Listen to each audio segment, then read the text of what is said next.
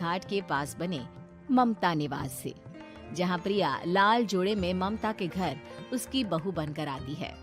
आओ आओ बहू, घर को अपने पैरों से पवित्र करो। ममता घर की दहलीज पार कर ही रही होती है कि अचानक एक बहुत गंदी सी बास पूरे घर में फैल जाती है।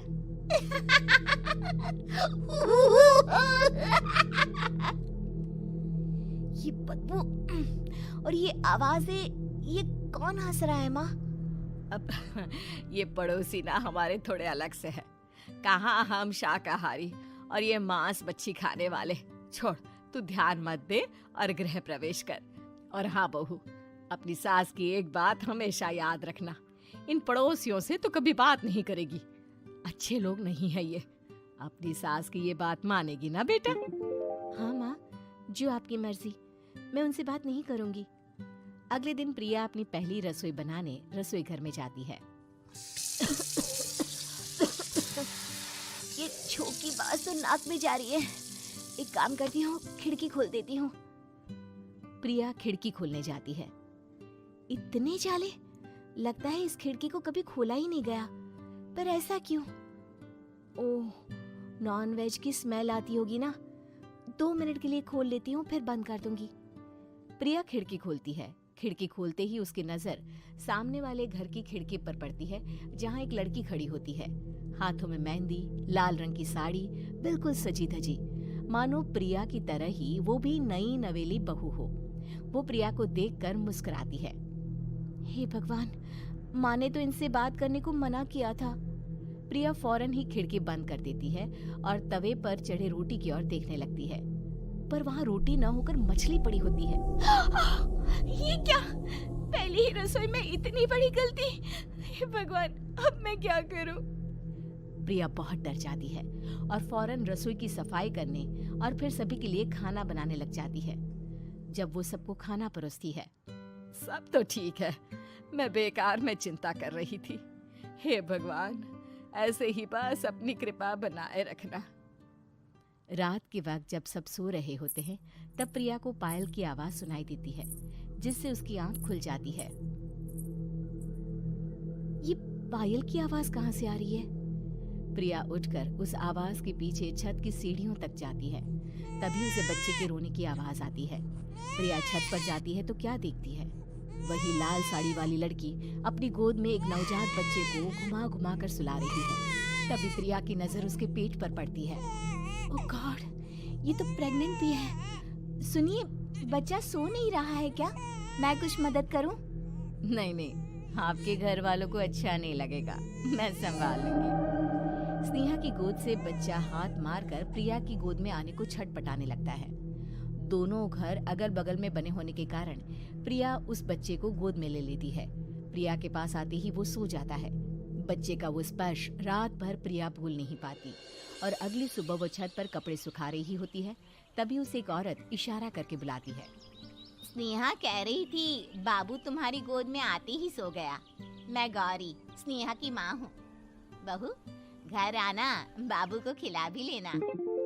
शाम को जब घर पर कोई नहीं रहता, बच्चे से मिलने के लिए प्रिया छिपकर अपनी पड़ोसन के घर चली जाती है और कुछ देर बच्चे को खिलाकर वापस लौट आती है।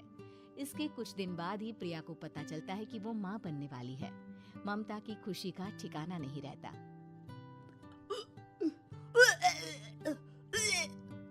माँ जी, पता नहीं क्यों उल्टी आ रही है।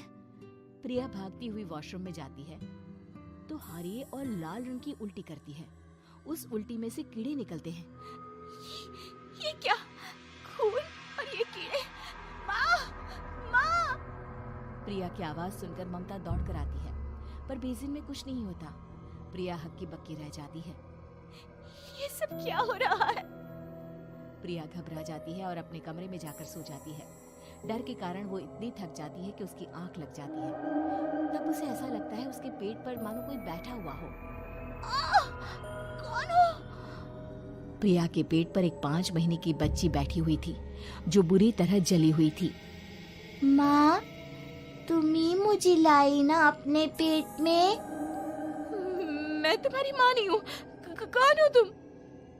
माँ, देखो मैं जल गई बुरी तरह से। 6 महीने को भी मुझे नहीं मिला। सिला दो ना माँ।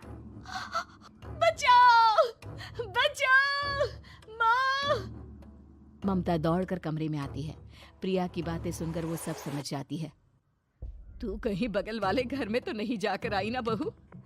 मुझे माफ कर दो, मैं गई थी माँ। उस घर में सब मरे हुए हैं बहू।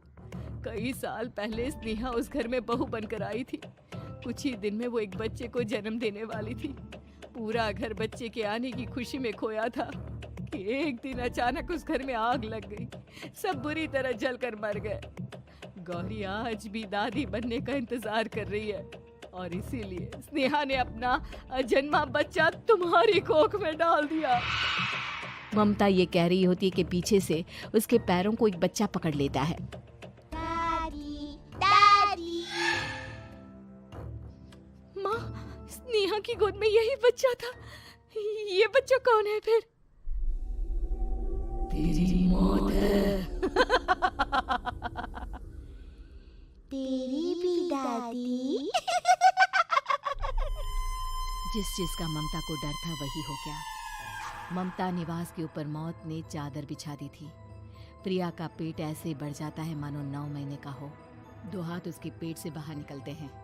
बहू, संतोष को फोन कर, किसी पंडित जी को बुला बहू। प्रिया का पति भागता हुआ घर आता है। ये तो होना ही था माँ। तेरा पाप तेरे सामने आ गया तो तू सह नहीं पा रही है। स्नेहा घर में आग लगी नहीं थी, माँ ने लगाई थी, प्रॉपर्टी की लालच में। और वो बच्चा मेरी पहली पत्नी का बच्चा है, मेरा बेटा, जो कि उस आग की चपेट का शिकार हो गया था। मैंने तुमसे ये सब माँ के कहने पर छुपाया था। मुझे माफ कर दो प्रिया। तुम अगर चाहो तो यहाँ से जा सकती हो। मैं तुम्हें किसी भी बंधन में रखना नहीं चाहता। मेरी शादी हुई है आपसे।